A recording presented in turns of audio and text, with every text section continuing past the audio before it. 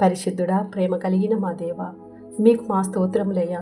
నీ ప్రేమ చేత, మీ కృప చేత మమ్ములను ఆదరించి, నీ నీడలో, నీ రెక్కల చాటులో మమ్ము భద్రపరిచావు తండ్రి. ఏమిచ్చి మీ రుణం తీర్చుకోగలమయ్యా. ఈరోజు సజీవముగా ఉన్నాము అంటే, ఈరోజు ప్రాణములతో జీవిస్తున్నాము అంటే, ఈ లోకాన్ని మేము చూస్తున్నాము అంటే, అది నీవిచ్చిన కృప తండ్రి. నీ ప్రేమతో మాకు అది అందించి మమ్మల్ని పోషిస్తున్నావు తండ్రి. అయ్యా, నీకు స్తోత్రములయ్యా. మీ పరిశుద్ధమైన రక్తము ద్వారా మమ్ములను కడిగి నీ రాజ్యపు వారసులుగా మమ్ములను చేర్చుము ప్రభువా. నీ సన్నిధిలో మేము ప్రాధేయపడుతున్నాం తండ్రి. ఎంతమంది బిడ్డలు విశ్వాసముతో ఈ ప్రార్థనలో ఏకీభవించారు.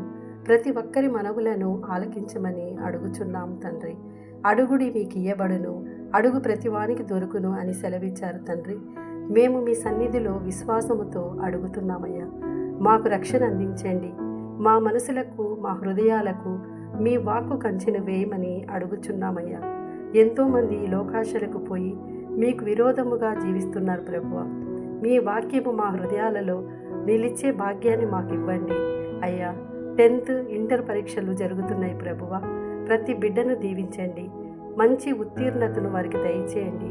విజయం పొందుకునేలా వారికి సహాయం చేయండి అయ్యా. ఆర్థిక ఇబ్బందులతో, అనారోగ్యములతో ఎవరైతే ఇబ్బందులు పడుతున్నారో వారినందరినీ దర్శించి వారి మనసుకు శాంతిని, నెమ్మదిని కలగచేయమని యేసు నామమున అడిగి వేడుకుంటున్నాం తండ్రి.